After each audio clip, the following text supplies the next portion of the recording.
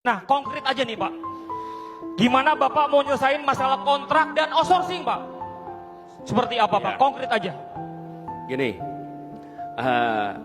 persoalan pekerja outsourcing ini salah satu permasalahan bukti bahwa Omnibus Law ini bermasalah. Ini bermasalah. Ini salah satu buktinya.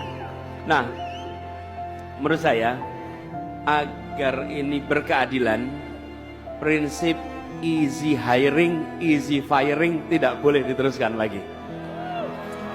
Yang seharusnya adalah selective hiring, selective firing. Kira-kira begitu yang harus kita kerjakan.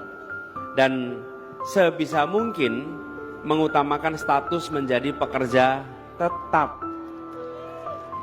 sambil memastikan bahwa pekerja meningkatkan terus skillnya, kompetensinya.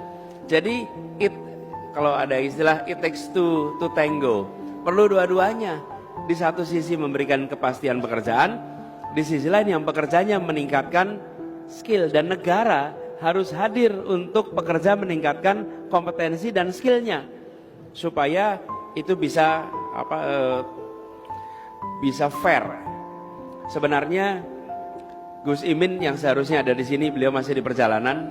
Ketika menjadi Menteri Tenaga Kerja tahun 2012 telah pernah membuat aturan membatasi outsourcing ini. Paling tidak kalau ditanya bukan cuma rencana, ada rekam jejaknya.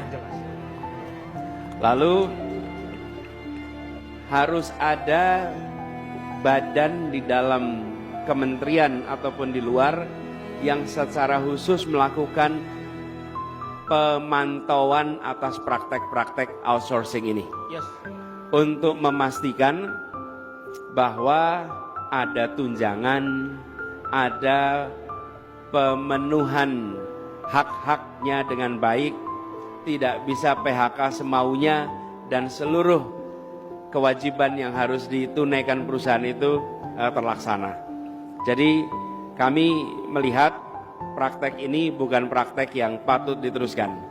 Lalu ke depan, lagi-lagi kita ingin melibatkan serikat buruh, pakar, lintas bidang, pengusaha untuk mengatur praktek outsourcing yang baik. Praktek outsourcing yang fair. Jadi bukan outsourcing itu selalu bermasalah, tidak. Tapi praktek outsourcing yang tidak fair, yang tidak memberikan manfaat yang setara.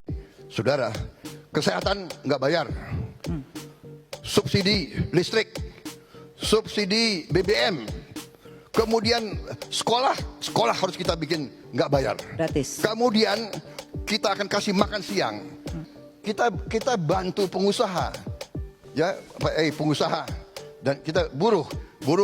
Kau udah dapat ini, udah dapat ini, ya kan? Angkutan akan kita bebasin supaya kau kerja juga ringan. Ya sudah dong, jangan kau tuntut pengusaha. Kalau nggak untung, pengusahanya bisa pindah ke Bangladesh, kemana kan begitu. Ganjar bertanya, kita bisa gantikan TKA Cina nggak? Padahal nggak semuanya level profesional loh Pak. Jangan aja teriak-teriak ya. Banyak pegawai Cina diusir Pak. Ya udah kita usir aja besok pagi. Tapi kamu bisa gantikan nggak? Suatu ketika saya di demo gede-gedean karena ada investasi di banyak negara, tidak hanya Tiongkok. Teriakannya itu, usir itu, usir itu. Lalu suatu ketika saya undang saja dialog, bro apa? Kami Pak yang harus bekerja. Good, Anda yang harus bekerja. Masuk. Anda saya dites, nggak lolos Mbak. Apakah Anda meragu? Hari ini dengan persentase yang tidak terserap, ya saya ragukan dong Mbak. Jangankan membuat, Anda nginstall alat itu bisa apa enggak?